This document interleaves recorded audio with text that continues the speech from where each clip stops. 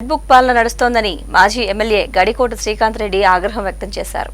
Super 6 ను పక్కన పెట్టి కూటమి ప్రభుత్వం రెడ్ బుక్ పాలన నడిపిస్తోందని, గత ప్రభుత్వం 99% హామీలు నెరవేర్చడానికి ప్రతి నెల సంక్షేమ క్యాలెండర్ విడుదల చేసేదని, ప్రస్తుత ప్రభుత్వం ఒక పెన్షన్ తప్ప మిగిలిన పథకాలు ఎప్పటి నుంచి ఇస్తారో తెలపలేదని మాజీ ఎమ్మెల్యే గడికోట శ్రీకాంత్ రెడ్డి ఆగ్రహం వ్యక్తం చేశారు. అన్నమయ్య జిల్లా రాయచోటిలోని వైసీపీ కార్యాలయంలో నియోజకవర్గంలోని ప్రజాప్రతినిధులతో కలిసి మీడియా సమావేశం నిర్వహించారు. ఈ సందర్భంగా ఆయన మాట్లాడుతూ సూపర్ 6 అమలు క్యాలెండర్కు దిశానిర్దేశం లేదని, రైతులకు పెట్టుబడి సాయం ఎప్పుడిస్తారో చెప్పాలని డిమాండ్ చేశారు. పిల్లల అడ్మిషన్లు జరిగి 2 నెలలైనా తల్లికి వందనం ఇప్పటికీ అమలు చేయలేదని చెప్పారు.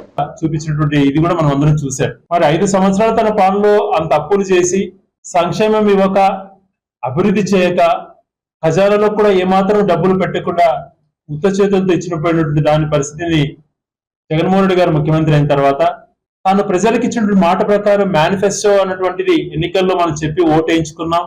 ఆ మేనిఫెస్టోను తూచా తప్పకుండా అమలు చేయాలా అని చెప్పి మొదటి రోజు నుంచే ప్రయత్నం చేసి ఖజానాలో డబ్బులు లేకపోయినా కూడా ఆయన అధికారం నుంచి దిగిపోయే సమయానికి 2,70,000 కోట్ల రూపాయలు పేద ప్రజలకు డీబీటీ ద్వారా అందించారు.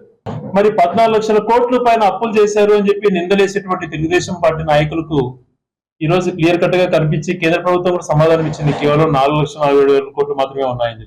చంద్రబాబు నాయుడు గారి కంటే కూడా అప్పులు తక్కువ చేసి దానికి తగ్గట్టుగా పేద ప్రజలకు సంక్షేమం ఇచ్చి, మరొక పక్కన పోర్టులు అభివృద్ధి చేయడం అయితేనేమి, 17 మెడికల్ కాలేజీలు అయితేనేమి, ప్రతి ఊర్లో సచివాలయాలు బిల్డింగ్స్ అయితేనేమి, నాడు నేడు రూపంలో స్కూల్స్ చేయడం అయితేనేమి, నాడు నేడు రూపంలో హాస్పిటల్స్ చేయడం అయితేనేమి, ఇలాంటివి పేద ప్రజలకు కానీ రాష్ట్రానికి ఉపయోగపడే అన్ని కార్యక్రమాలు చేసినా జగన్మోహన్ రెడ్డి గారు ఏమీ చేయలేదు అని చెప్పేటువంటి నిందను వాళ్ళకున్నటువంటి మీడియా పవర్ ద్వారా సృష్టించబడ్డారు, చేయగలిగారు. మేమేం నిరుత్సాహపడలా. జగన్మోహన్ రెడ్డి గారు అధికారం నుంచి దిగిపోయేటప్పుడు చంద్రబాబు నాయుడు గారికి దాదాపుగా 8,000 కోట్ల రూపాయలు ఖజానాలో కూడా డబ్బులు ఉన్నాయి.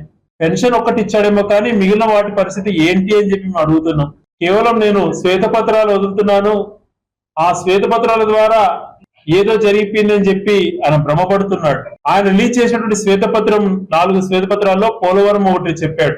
తన మనసుకు బాధ కలుగుతోంది, ఎన్నెన్నో మాటలు పెద్ద పెద్ద మాటలు మాట్లాడారు. పోలవరం గురించి అవగాహన ఉన్న వాళ్ళం ప్రతి ఒక్కరం కూడా తెలుసుకోవాల్సిన అంశాలు ఈ రోజు చాలా ఉన్నాయి. ఆయన 2004 వరకు ముఖ్యమంత్రిగా ఉన్నప్పుడు పోలవరం నిర్మిస్తాము అని చెప్పి పశ్చిమ గోదావరి జిల్లా రైతులు వెళ్తే బయటికి పోయి మీకు బుద్ధుందా, అది ఎవరైనా చేసే పనేనా అని మాట్లాడాడు. అటువంటి పరిస్థితులలో గౌరవ రాజశేఖర రెడ్డి గారు దానికి రూపకల్పన చేసి 24 పర్మిషన్స్ లో 23 పైగా పర్మిషన్స్ అన్ని కూడా తీసుకొచ్చి ప్రాజెక్ట్ స్పిల్వే లేట్ అవుతుంది అని చెప్పి ఈ రోజు రైట్ కెనాల్, లెఫ్ట్ కెనాల్ పూర్తి చేసి స్థల పరిశీలన, స్థల సేకరణ గాని అన్ని చేసి పనులు మొదలు పెట్టించాడు. దురదృష్టం ఏంటంటే ఆయన 2 సంవత్సరాలు బతుకునింటే అప్పుడే పోలవరం అయిపోయిండేది 7,000 కోట్లతో. ఆయన చనిపోవడం వల్ల ఎక్కింది. తర్వాత కిరణ్ కుమార్ నిర్లక్ష్యము, రోషే గారి నిర్లక్ష్యము, తర్వాత లాస్ట్ మినిట్స్ లో చంద్రబాబు నాయుడు గారు 2018లో ఆయన మొదలు పెట్టించి ఆయన దిగిపోయే సమయానికి నేను 72% ప్రాజెక్ట్ కట్టానని అంటాడు.